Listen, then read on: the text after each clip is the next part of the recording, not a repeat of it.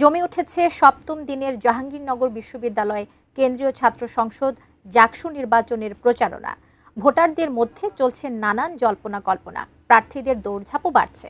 জাহাঙ্গীরনগর বিশ্ববিদ্যালয় থেকে বিস্তারিত জানাচ্ছেন প্রতিনিধি কামরুজ্জামান। কামরুজ্জামান, কেমন দেখছেন সপ্তম দিনের প্রচারণার কি খোঁজ খবর আছে আপনার কাছে?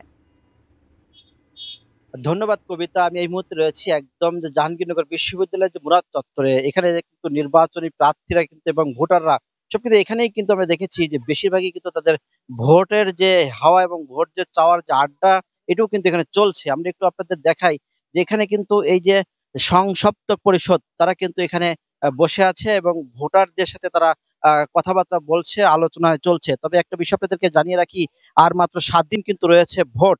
এই 7 দিনের মধ্যে আমরা একটা বিষয় জানতে পেরেছি গতকালকে নির্বাচন কমিশনের পক্ষ থেকে, যে এই যে 21টি মোট হল থাকবে, তার মধ্যে 11টি থাকবে ছেলেদের এবং 10টি থাকবে মেয়েদের জন্য। তাছাড়া আর একটা বিষয় আপনাদেরকে জানিয়ে রাখি যে এখানে যে নির্বাচন হবে সেই নির্বাচনে কিন্তু প্রার্থিতা যারা ভোটার তারা কিন্তু প্রায় 11,991 জন কিন্তু ভোটার তারা কিন্তু ভোট দেবে। আমি একটু কথা বলতে চাই একজন প্রার্থীর সাথে, যে নারী প্রার্থী।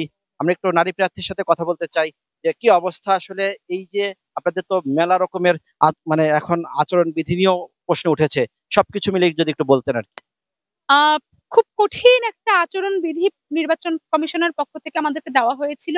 শিক্ষার্থীদের কাছে পৌঁছাতে আমাদের বেশ বেগ পেতে হচ্ছে, কষ্ট করতে হচ্ছে। কিন্তু দুঃখের সঙ্গে বলতে হচ্ছে যে সেই আচরণ বিধি অধিকাংশই প্যানেলগুলো মানছে না। এবং অনেক হেভি ওয়েট প্রার্থীদেরকে আমরা দেখছি বিপি পদে, জিএস পদে লড়ছেন। একটা অর্থের যে সীমাবদ্ধতা সেটা করে দেওয়া ছিল, কিন্তু তারা সেটা তোয়াক্কা না করে একটা বাজে রকমের কালচার, বিভিন্ন জায়গায় আসলে ছেলে পেলেদেরকে অনেক টাকা পয়সা করে মানে খরচ করে খাওয়া খাওয়া দাওয়া করানোর এই কালচারটা তৈরি হচ্ছে নির্বাচনের মধ্যে দিয়ে। একই সাথে আপনারা দেখছেন যে নির্বাচনের পূর্বেও গণ অভ্যুত্থানের পরের সময় থেকে শুরু করে আমাদের এই ক্যাম্পাসে যারা নারী নেত্রীরা ছিলেন তাদেরকে নানা রকম ভাবে সাইবার বুলিং করা হয়েছে, আক্রমণ করা হয়েছে, যেটা এখন পর্যন্ত চলমান। এবং সেটা নির্বাচনকে কেন্দ্র করে আরো বেশি মানে দ্রুত গতিতে বাড়ছে। প্রশাসন সেটা নিয়ে কোনো ব্যবস্থা নিচ্ছে না। যেমনটি শুনছিলেন যে এই যে প্রশাসনের প্রতিও কিন্তু এখন একটু অভিযোগও কিন্তু প্রার্থীদের রয়েছে। এছাড়াও ভোটার এবং প্রার্থীদের মধ্যে কিন্তু নানা জল্পনা কল্পনার মধ্যে দিয়ে চুলচেরা বিশ্লেষণ, কাকে ভোট দিবে সেই বিষয়ে কিন্তু এগিয়ে আসছে। আর মাত্র 7 দিন সময়। এই ছিল সর্বশেষ আমার কাছে জাহাঙ্গীরনগর বিশ্ববিদ্যালয়ের মুরাদ চত্বর থেকে। আমরা ফিরে যাচ্ছি স্টুডিওতে কবিতার কাছে। কবিতা।